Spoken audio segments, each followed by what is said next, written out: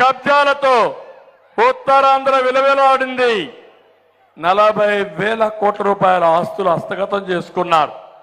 ప్రతి ఒక్కరి మెడ మీద కత్తి పెట్టి బలవంతంగా ఆస్తులు రాసుకున్నారు, లేకపోతే కబ్జాలు చేశారు, దారుణంగా ప్రవర్తించారు. నేను ఆ రోజు ఉత్తరాంధ్రకు మనం విదేశాల నుంచి పరిశ్రమలు తీసుకొస్తే వీళ్ళు భూ సెటిల్మెంట్లు తీసుకొచ్చారు. విశాఖను మనం వాణిజ్య రాజధానిగా చేస్తే వీళ్ళు గంజాయి డ్రగ్స్ రాజధానిగా చేశారు. మీరు ఒక్కసారి గుర్తుపెట్టుకోవాలి, ఎవరైనా పిల్లలు మనకు తెలుసో తెలియకో గంజాయికి అలవాటైతే, డ్రగ్స్కి అలవాటైతే ఇంకా వాళ్ళు మన చేతుల్లో ఉండరు. ఆ విషయం మీరు గుర్తుపెట్టుకోవాలి. 25,000 కేజీలు విశాఖపట్నంలో డ్రగ్స్ వచ్చాయంటే ప్రభుత్వానికి తెలియకుండా వచ్చాయా తమ్ముళ్ళు? ఈ విషయం కూడా మీరు గుర్తుపెట్టుకోవాల్సిన అవసరం ఉంది.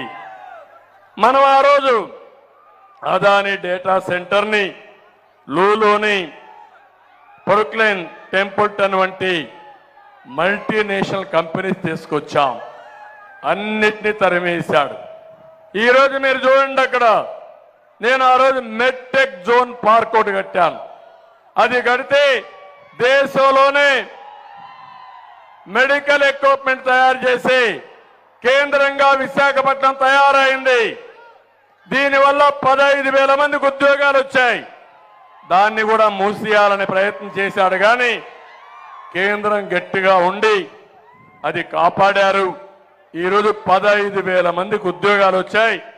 మళ్ళీ నేను వస్తానే ప్రపంచానికే మెడికల్ ఎక్విప్మెంట్ మనం మెడ్టెక్ పార్క్ నుంచి ఉత్పత్తి చేస్తాం, సరఫరా చేస్తామని మరొక్కసారి మీ అందరికీ హామీ ఇస్తున్నా. ఇది అభివృద్ధి. నేను ఒక మాట చెప్తున్నాను, విశాఖపట్నం మీద జగన్ రెడ్డికి ప్రేమ లేదు, మన ఆస్తుల మీద ప్రేమ, ఇక్కడ ప్రజల మీద కక్ష. అందుకే ఇతను వచ్చి ఈ ప్రాంతాన్ని మొత్తం కొల్లగొట్టే పరిస్థితికి వచ్చాడు. ఈరోజు మాట్లాడితే సామాజిక న్యాయం అంటాడు. నేను అడుగుతున్నా, తమ్ముళ్ళు ఈ ప్రాంతానికి సామాజిక న్యాయం జరిగిందా అని మిమ్మల్ని అడుగుతున్నా. బీసీలకు ఏమైనా పనిచేశాడా అని మిమ్మల్ని అడుగుతున్నా. నేను ఇచ్చిన 30 పథకాలు రద్దు చేశాడు. మళ్ళీ నా బీసీలు అంటాడు. మా ఆడబిడ్డలు అడుగుతున్నా, ఏమమ్మా మీకు న్యాయం జరిగిందా? నిత్యావసర వస్తువులు పెరిగాయా లేదా? నేను ఆ విషయం కూడా మీకు చెప్తాను. ఈ ప్రాంతంలో బీసీలు ఉన్నారు, ఎస్సీలు ఉన్నారు, పేదవాళ్ళు ఉన్నారు. ఇక్కడ నాయకులు లేరు.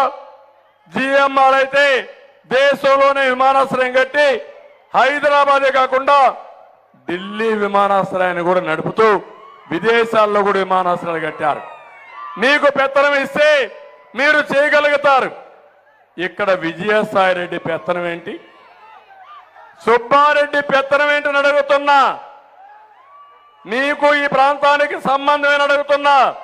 నేను ఇచ్చాను ఈరోజు అప్పలనాయుడు ఎంపీ క్యాండిడేట్ గా. ఒక సామాన్య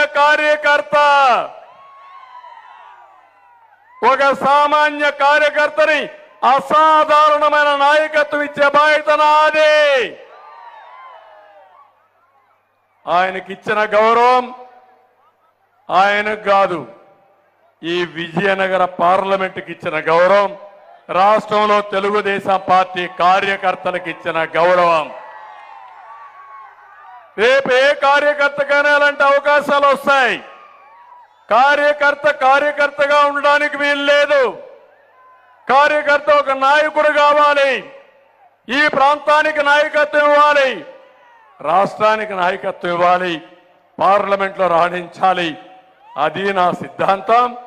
అదే జగన్ రెడ్డి, సుబ్బారెడ్డి పెత్తనం మీ మీద, విజయసాయిరెడ్డి పెత్తనం మీ మీద, మీ బోడి పెత్తనం మా ఉత్తరాంధ్ర పైన దేనికని నేను సవాలు విసురుతున్నా. ఏం తమ్ముళ్ళు మీరు ఆలోచన ఉందా లేదా? మీరు తక్కువ నేను మిమ్మల్ని అడుగుతున్నా. ఎక్కడ పుట్టాడు విజయసాయిరెడ్డి, ఎక్కడ పుట్టాడు సుబ్బారెడ్డి, వీళ్ళ పెత్తనం ఈ ప్రాంతంలో ఏంటని నిలదీస్తున్నా.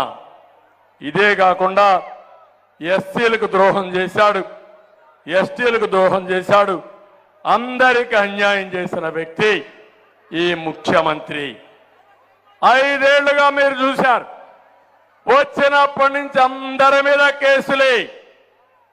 ప్రజాస్వామ్యం పూర్తిగా అపహాస్యం అయిపోయింది. ఈ రోజు